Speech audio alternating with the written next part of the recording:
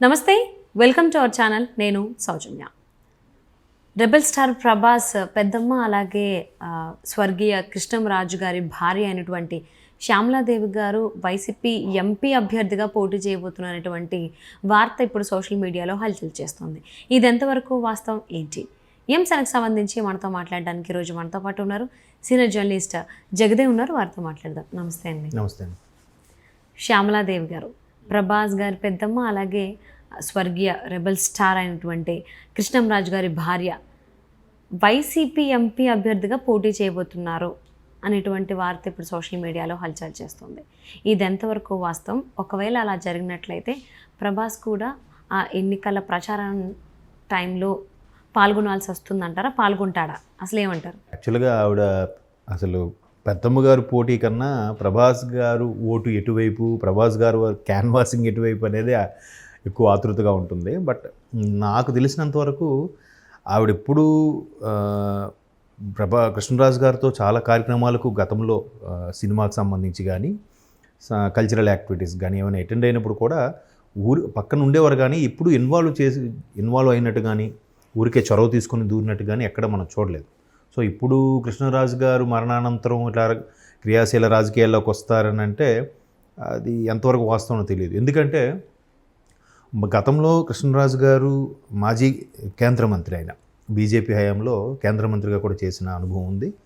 బీజేపీలో కూడా చాలా మంచి సత్సంబంధాలు ఉన్నాయి. మధ్యలో ప్రజారాజ్యం పార్టీ వచ్చినప్పుడు పీఆర్పీలోకి, చిరంజీవి గారి పిలుపు మేరకు పీఆర్పీలోకి వెళ్ళారు. ఆ తర్వాత దాన్ని సఫలీకృతం అవ్వలేదు. మళ్ళీ బ్యాక్ టు బీజేపీ అన్నట్టుగానే ఉన్నారు. ఎందుకంటే మీరు అబ్జర్వ్ చేస్తే బాహుబలి సినిమా భారీ సక్సెస్ అయిన తర్వాత ప్రభాస్ గారిని తీసుకొని మోడీ గారిని కల్పించి సినిమా అంటే వై కిల్లింగ్ కట్టప్ప కిల్లిడ్ బాహుబలి అనేది చాలా హైప్ అయింది అప్పట్లో సోషల్ మీడియాలో కానీ మీడియాలో కానీ. సో ఈయన వెళ్ళి కలిసినప్పుడు కూడా ఈవెన్ మోదీ గారు కూడా జోక్ చేశారంట, కట్టప్ప ఎందుకు బాహుబలిని చంపాడంటే పార్ట్ 1 అయిన తర్వాత కృష్ణరాజు గారు ప్రభాస్ని తీసుకెళ్ళి పరిచయం చేయడం. సో బీజేపీతో మంచి సత్సంబంధాలు ఉన్నాయి.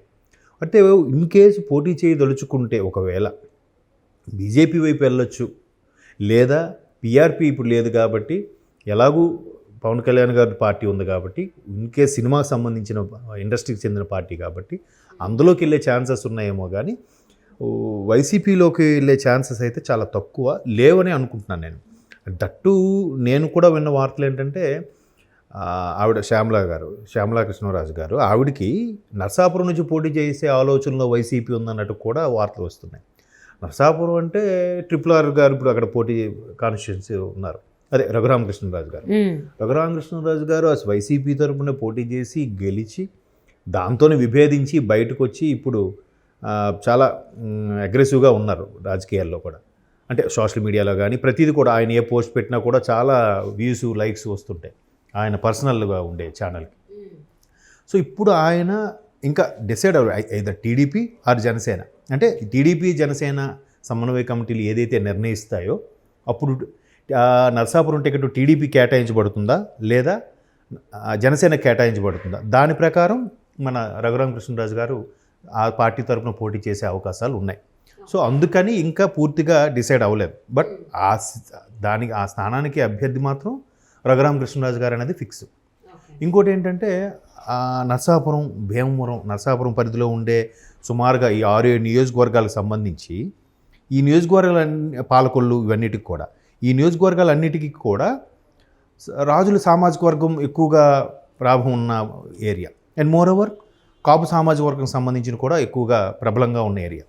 సో రఘురామకృష్ణరాజుకు పోటీగా ఈవిడైతే బాగుంటుంది అని ఎవరు ఆలోచన, లేదంటే ఎవరో క్రియేట్ చేశారో తెలియదు. కానీ వైసీపీ వాళ్ళు మాత్రం ఆ రాజు సామాజిక వర్గానికి సంబంధించిన ఓటింగ్ ఏదైతే ఉందో దాన్ని చీల్చాలని ఉద్దేశమో, లేదంటే కొంతవరకు తీసుకుందాం, ఆ ఓటుని చీల్చి మనం తీసుకుందాం ఉద్దేశము ఈవిని ప్రపోజ్ పెట్టినట్టుగా కొన్ని వార్తలు అయితే వచ్చాయి.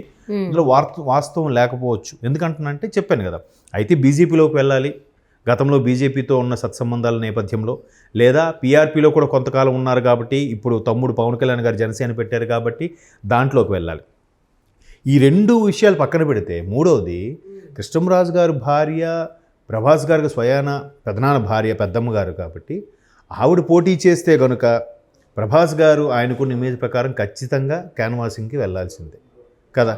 ఎక్కడికి వెళ్ళి మాట్లాడాలంటే ఖచ్చితంగా ఒక పార్టీ వైపు స్టాండ్ తీసుకోవాలి. ఇప్పుడు ఆల్రెడీ ఇంత సినిమాలో బిజీగా వరుసగా రాబోయే 5 ఏళ్ళ వరకు కూడా కాల్ షీట్లు ఖాళీ లేకుండా బిజీగా ఉన్న పాన్ ఇండియా రెబల్ స్టార్ ఇప్పుడు ఇందులోకి వస్తే ఒక్కసారిగా మళ్ళీ ఇమేజ్ పాడవుతుందిగా. ఇప్పుడు పవన్ కళ్యాణ్ గారికి అంత ఇమేజ్ ఉంది. ఎప్పుడైతే రాజకీయాల్లోకి వచ్చారో సొంత అభిమానులు కూడా కొంతమంది విమర్శించే వాళ్ళు ఉన్నారు. అంటే పవన్ కళ్యాణ్ అంటే ఒక సినిమా హీరోగా మాకు ఇష్టమే కానీ రాజకీయాల పరంగా మాకు ఇష్టం లేదు, ఎందుకు ఇష్టం లేదు అని క్వశ్చన్ వేస్తే అందరూ కూడా ఆయన విమర్శిస్తారు, దుయ్యబడతారు. అది మాకు ఇష్టం లేదు, మా పవన్ కళ్యాణ్ గారిని అలా విమర్శించడం మాకు ఇష్టం లేదని చాలామంది అభిమానులు చెప్పారు. సో ఇప్పుడు ప్రభాస్ గారు ఆయన పోటీ చేయకపోయినా ఆవిడ తరపున కానీ ఒకవేళ క్యాన్వాసింగ్కి వస్తే రావాలి కూడా, అట్లీస్ట్ ఎక్స్పెక్ట్ చేస్తారు కదా.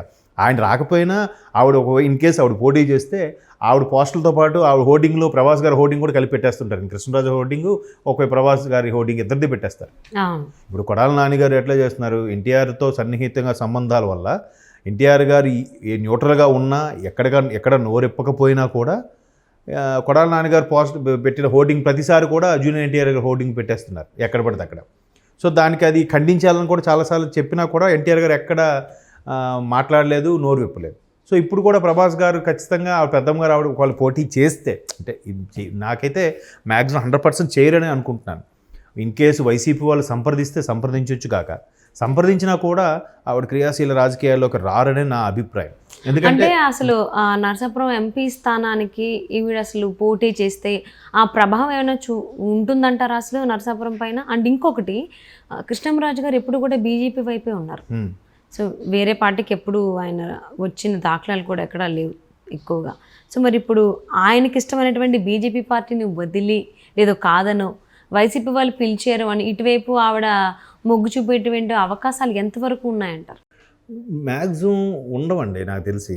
ఎందుకంటే ఇప్పుడు డెసిషన్ మేకర్ అసలు మెయిన్ ఆయన లేరు కాబట్టి ఈవిడ ఇన్ కేసు అదే చెప్తున్నాను కదా, ఆవిడ ఇంతకుముందు అన్ని వ్యవహారాల్లో అన్ని రంగాల్లో చొరవగా ఉండి పార్టిసిపేట్ చేస్తుంటే ఏమో మేబీ ఆ చిన్న కోరిక ఎక్కడ ఉందేమో, ఇన్వాల్వ్ అయ్యేవారేమో అనుకుంటున్నారు.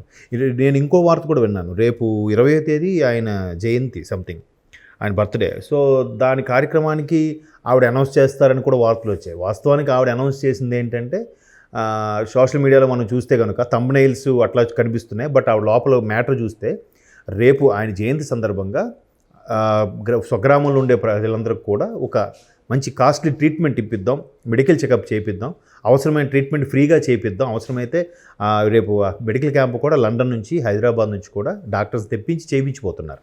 సో దాన్ని కూడా థంబ్నెయిల్ ప్రకారం వెళ్ళి చూస్తే లోపల మ్యాటర్ ఇది ఉంది. బట్ ఆవిడ ఏ పార్టీలోకి వెళ్తాను, ఏ పార్టీ వైపు చొరవ చూపిస్తున్నాను అనే విషయం అయితే ఎక్కడ లేదు.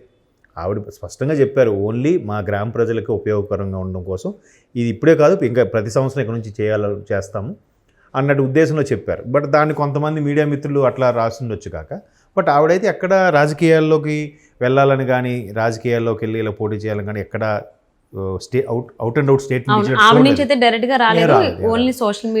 ప్రభాస్ ఫ్యాన్స్ నుంచి కూడా ఎక్కడేం రాలేదు. బట్ సోషల్ మీడియాలో వస్తున్న వైరల్ అంశమే తప్ప అంతే నేరుగా వచ్చేంత వరకు మనం నమ్మడానికి లేదు. అంటే దేర్ ఇన్ కేస్ ఛాన్స్ ఉంటే మీరు అన్నట్టు అయితే బీజేపీలోకి వెళ్ళాలి, లేదా జనసేనలోకి కొంత పర్సెంటేజ్ ఛాన్స్ వచ్చే అవకాశం ఉంది. Thank you so much for spending your valuable time with us, Jagadev గారు. Thank you.